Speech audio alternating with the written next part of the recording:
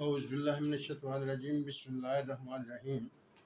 معزز ناظرین و سامعین، السلام علیکم۔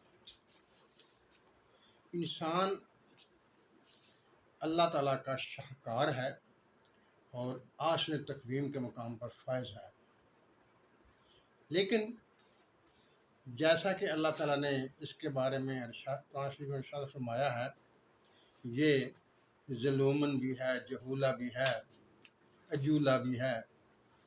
بہت سی باتیں اللہ تعالیٰ نے انسان کے بارے میں، بلکہ اپنی تخلیق کے بارے میں کہی ہے۔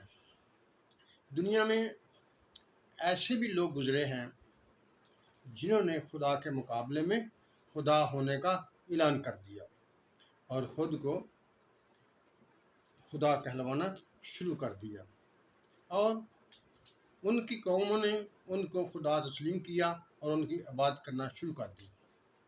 ان میں سے ایک شداد بھی گزرا۔ شداد قوم عاد میں سے تھا، جو اللہ تعالیٰ نے جن کو بڑے لمبے لمبے قد، بڑی لمبی لمبی عمریں اور بہت زیادہ قوت سے نوازا تھا۔ وہ پہاڑوں کو کاٹ کر اپنے مکان بناتے تھے اور ہر کسی کو اپنے سے کم تر سمجھتے تھے۔ بہت طاقت والے تھے، قوت والے تھے۔ ان کا بادشاہ جو شداد تھا، یہ شداد جو تھا یہ یمن کے پاس کا علاقہ ہے، احقاف کا علاقہ ہے، جہاں اس کی حکومت تھی، بادشاہی تھی۔ حالانکہ وہ علاقہ تو ٹیلوں والا تھا، لیکن انہوں نے اپنی قوت سے اس کو سبزہ زار بنا دیا تھا، بڑے بڑے محلات اس میں تعمیر کیے تھے۔ یہ وہی شداد ہے۔ اللہ تعالیٰ نے ایک دفعہ اسرائیل سے پوچھا کہ بتاؤ، تم سب لوگوں کی جانیں قبض کرتے ہو، کبھی تمہیں کسی پر رحم بھی آیا ہے؟ اللہ تعالیٰ نے جب یہ اسرائیل سے سوال پوچھا تو اسرائیل اسلام نے کہا، ہاں مجھے 2 دفعہ رحم آیا۔ اللہ تعالیٰ نے اسرائیل اسلام نے کہا، بتاؤ پہلی دفعہ کس پر رحم آیا؟ تو اسرائیل اسلام نے کہا کہ ایک جہاز سمندر میں جا رہا تھا، لوگ خوش تھے، سکون تھا، جہاز اپنی معمول کی رفتار سے جا رہا تھا، جب اے اللہ تعالیٰ تیرا حکم پہنچا کہ اس جہاز کو توڑ دو۔ میں گیا اور میں نے جہاز پر اپنا پر مارا اور جہاز کو توڑ دیا۔ سب لوگ بکھر گئے۔ تیرا حکم مجھے پہنچا کہ وہ ماں جس کے ساتھ شیر خوار بچہ ہے اس کو ایک تختے پر بٹھا دو۔ میں نے اس کو ایک تختے پر بٹھا دیا اور وہ تختہ پانی میں تیرتا ہوا چلا۔ پھر تیرا حکم پہنچا کہ ایسے کرو کہ اس بچے کی ماں کو بھی اس کی بھی جان قبض کر لو۔ جب میں اس بچے کی ماں کی روح قبض کرنے کے لیے پہنچا، جان لینے کے لیے پہنچا، تو مجھے اس بچے پر ترس آیا کہ یہ بچہ جو شیرخوار بچہ ہے اور سمندر کا علاقہ ہے اور اس کی ماں کی بھی جان گئی، اب یہ بچہ کیا کرے گا؟ اس وقت مجھے اس بچے پر بہت ترس آیا تھا۔ تو اللہ تعالیٰ نے کہا، چلو بھائی یہ تو ایک ہو گیا، اب بتاؤ دوسری دفعہ تمہیں ترس کس پر آیا تھا اور کیسے آیا تھا؟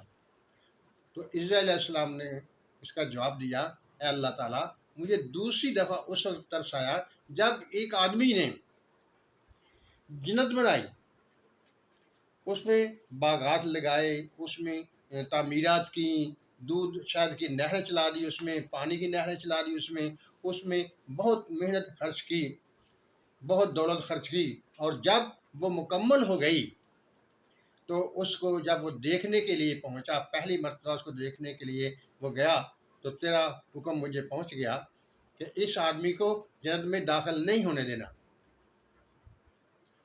میں نے اس آدمی کی اس جنت کے دروازے پر جان قبض کر لی اور اس کو جنت میں داخل نہ ہونے دیا۔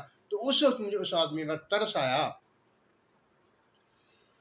کہ اس آدمی نے جو اتنا خرچ کیا، اتنا ٹائم گزارا، 12 سال میں اس کی جنت جو مکمل ہوئی تھی، تو اور اب وہ پہلی دفعہ اس کو دیکھنے کے لیے آیا تھا، لیکن وہ اس سے اپنی جنت کو دیکھ نہ سکا، تو مجھے اس پر بہت ترس آیا۔ اللہ تعالیٰ نے کہا جانتے ہو وہ جنت والا کون تھا؟ حضرت علیہ السلام نے جواب دیا میں نہیں جانتا۔ اچھا، پھر اللہ تعالیٰ نے پوچھا کہ اس بچے کو جانتے ہو، وہ بڑا ہو کر کیا بنا؟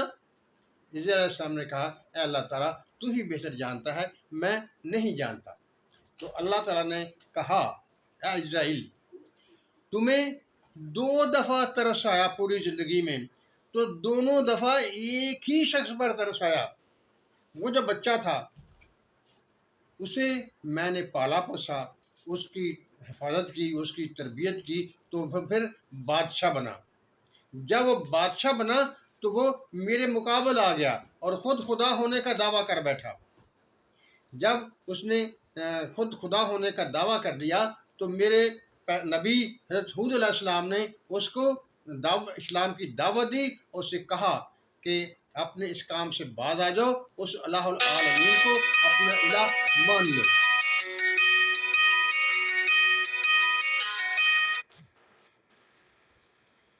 لیکن اس شخص نے اس پیغام کو نہ مانا، اور جب حضرت ہود علیہ السلام نے اسے کہا کہ اگر تم اللہ تعالیٰ کو الہ مانتے ہو، خدا مانتے ہو، وہ تمہیں جنت میں بھیجے گا، تمہیں جنت ملے گی، تو اس نے پوچھا جنت کیسی ہوتی ہے؟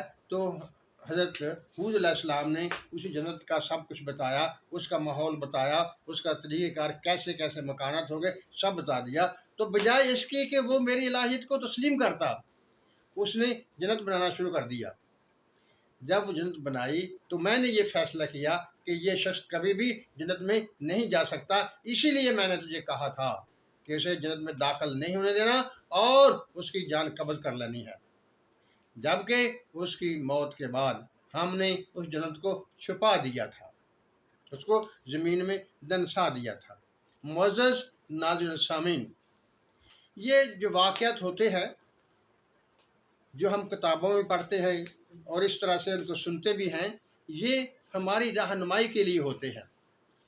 قرآن شریف میں بھی اللہ تعالیٰ نے ایسے واقعات بیان کیے ہوئے ہیں، ان کا مقصد صرف اور صرف یہ ہے کہ ہم راہ راست پر آ جائیں، اللہ تعالیٰ کی وحدانیت کو تسلیم کر لیں، اس کے اختیار کو، اس کی قدرت کو، اس کے اکبر ہونے کو مان لیں۔